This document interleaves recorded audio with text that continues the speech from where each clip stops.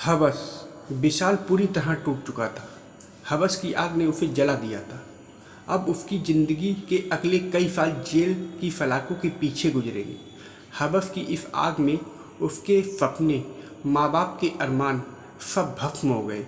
उसका दिल बार बार बस यही सोचता कि काश वह अपने मन को हवस के दलदल में न फंसने देता और अपनी पढ़ाई लिखाई पर ध्यान देता। 6 महीने पहले की तो बात है। सपना गुमला से रांची आई थी।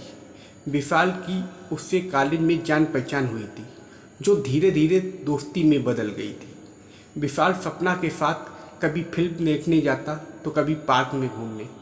सपना हर बात में, हर काम में उसका साथ देती थी।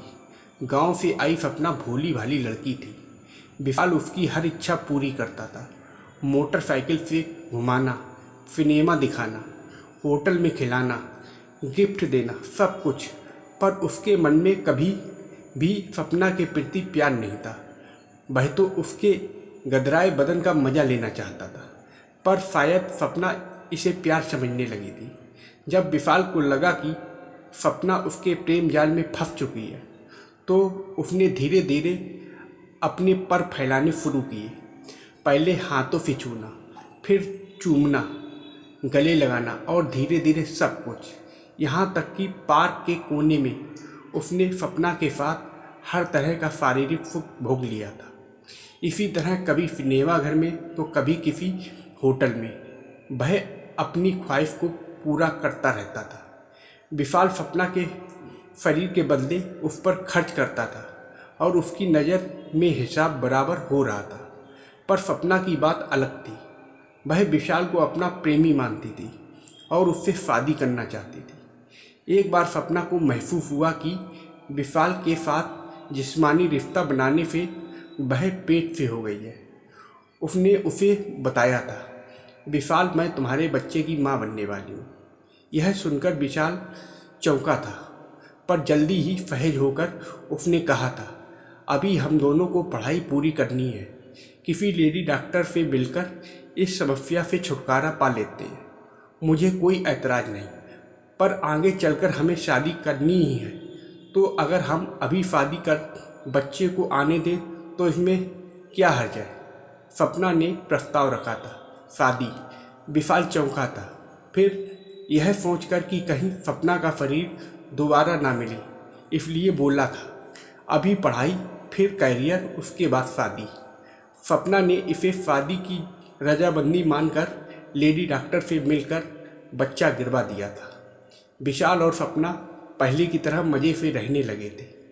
पर अब विशाल सावधान था, बच्चा ना ठहरे, इसके लिए वह उपाय कर लेता था। इसी बीच सपना को भनक लग गई कि विशाल उससे नहीं बल्कि उसके शरीर से प्यार करता है। उसकी शादी की बात कहीं और चल रही है। उसने फ़ोन कर विशाल को रेलवे स्टेशन बुलाया। रेलवे स्टेशन से कुछ ही दूरी पर एक सुनसान जगह थी, जहां वे पहले भी कई बार मिले थे। विशाल ने वहां झाड़ियों के पीछे उसके साथ जिस्मानी रिश्ते भी बनाए थे। विशाल मन में जिस्मानी भूख पाने की उमंग लिए वहां जा पहुंचा। सपना के चेहरे पर तनाव देखकर वह हंसकर बोला, क्या हुआ? फिर लेडी डॉक्टर के पास चलना पड़ेगा क्या?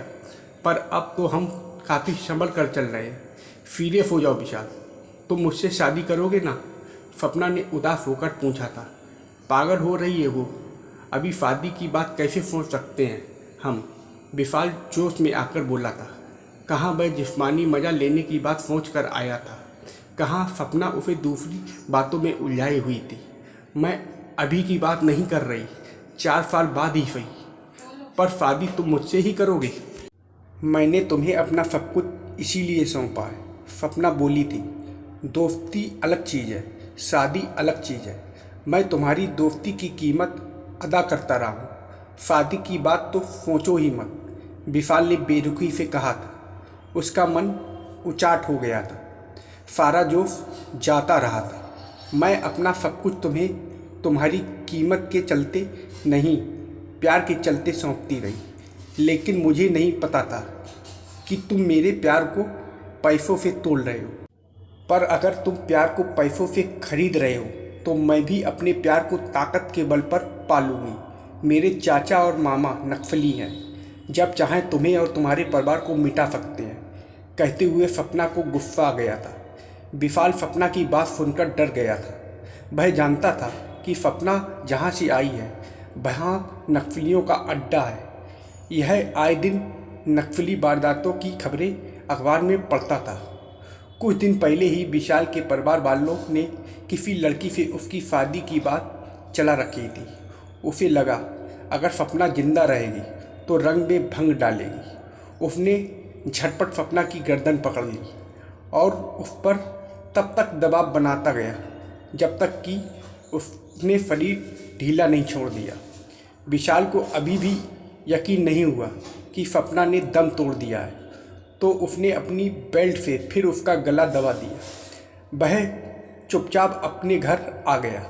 विशाल मन ही मन घबराया हुआ था, पर जिस जगह पर उसने सपना की लाश छोड़ी थी उधर किसी का आना जाना ना के बराबर होता था।